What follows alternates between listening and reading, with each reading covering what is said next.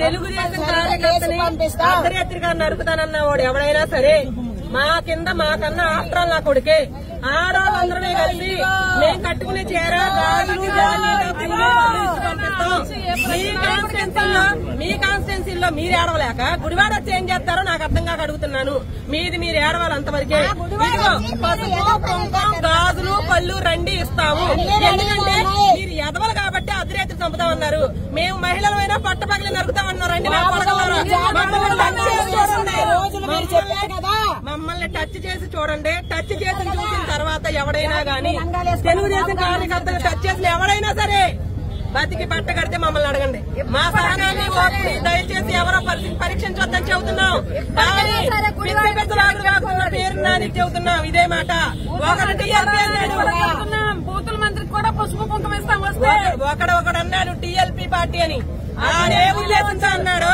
మీరు టీఎల్పీ అన్న మాట వాస్తవం. తెలుగు లైన్స్ ఇక్కడ అర్థమవుతుందా? తెలుగుదేశం పార్టీ సింహాలరా మేము. మీలాగా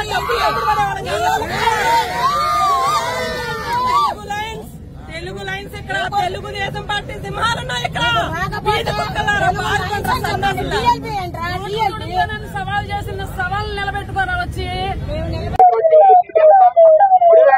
మరి కూటమి ప్రభుత్వం ఏర్పడిన తర్వాత ఈ సంవత్సర కాలంలో మరి ముఖ్యమంత్రిగా ఉన్నటువంటి చంద్రబాబు నాయుడు గారు కానీ, డిప్యూటీ సీఎం పవన్ కళ్యాణ్ గారు కానీ, మరి నారా లోకేష్ గారు కానీ అనేక విధాలుగా సంక్షేమం కానీ అభివృద్ధి కార్యక్రమాలు కానీ చేస్తా ఉన్నారు. ఇవాళ కూటమి ప్రభుత్వం వచ్చిన తర్వాత పోలవరానికి నిధులు తీసుకురానివ్వండి, అమరావతి నిధులు తీసుకురానివ్వండి, విశాఖ స్టీల్ ప్లాంట్ తీసుకురానివ్వండి, అనేక కంపెనీలు పెట్టుబడులు తీసుకొచ్చి ఇవాళ అభివృద్ధి చేస్తా ఉంటే ఇవాళ వాళ్ళు ఓర్చుకోలేక వైసీపీ ప్రభుత్వం గత 5 ఏళ్లు అరాచకం చేసి ఇవాళ అదే అరాచకం చేద్దాం అనుకుంటా ఉన్నారు.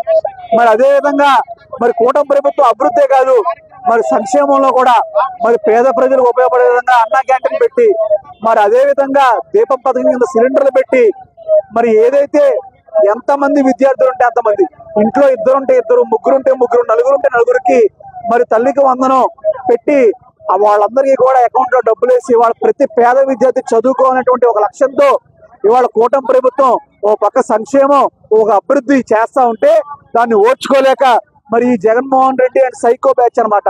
వీళ్ళని ఏమనాలి అంటే బాగా సైకోతనం ఎక్కువైపోయి ప్రజలను వేధించి వీళ్ళకి అలవాటు అయిపోయి ఇవాళ ఏం చేస్తా ఉన్నారంటే ఇవాళ పేరు నాని అంటా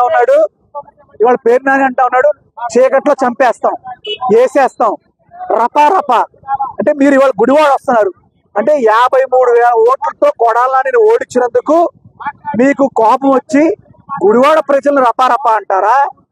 లేకపోతే వైకాపా కార్యకర్తలు మీకు పని చేయలేదని చెప్పి మీ పార్టీ వాళ్ళే మీరు చంపేస్తారా?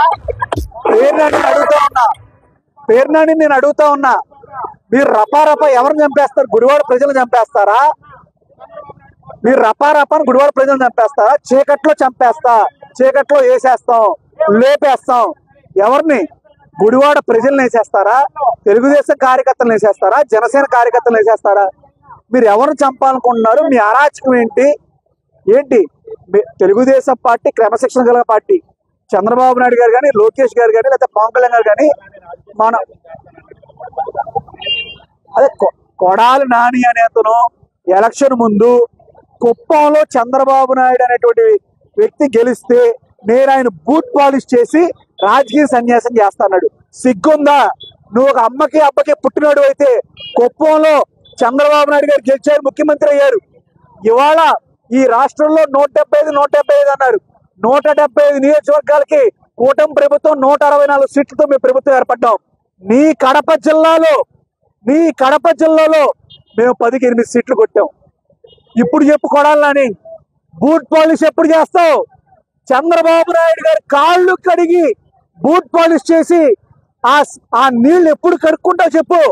కొడాలని నువ్వు ఒక అమ్మకి అబ్బకి పుట్టినాడు అయితే నువ్వు 20 ఏళ్ళు గుడివాడలో ఎమ్మెల్యేగా ఉన్నావు. నీకు సిగ్గు సెరవు అనేది ఉంటే నువ్వు అన్న మాట ప్రకారం చంద్రబాబు నాయుడు గారికి కాళ్ళ బూట్ పాలిష్ ఎప్పుడు చేస్తావు? రాజకీయ సన్యాసం ఎప్పుడు తీసుకుంటావు? ఎప్పుడు చెప్పు. నువ్వు ఒక అమ్మకి అబ్బకి పుట్టినాడు అయితే చెప్పు. పేర్నాని నీకు కూడా అడుగుతా ఉన్నా, నువ్వు గుడివాడ ప్రజల్ని ఎవరిని లేపేద్దాం అనుకుంటున్నావు? ఎవరిని రపా అందాం అనుకుంటున్నావు? ఎవరిని చంపేస్తారు? ఏం చేస్తారు? ఇక్కడ గుడివాడలో ప్రశాంతంగా అభివృద్ధి సంక్షేమం జరుగుతూ ఉంది. ఇవాళ గుడివాడ ప్రజలందరూ కూడా ప్రశాంతంగా హ్యాపీగా ఉన్నారు. 20 ఏళ్ళు దరిద్రాన్ని వదిలించుకున్నాం. ఇప్పుడైనా బాగుపడదాం.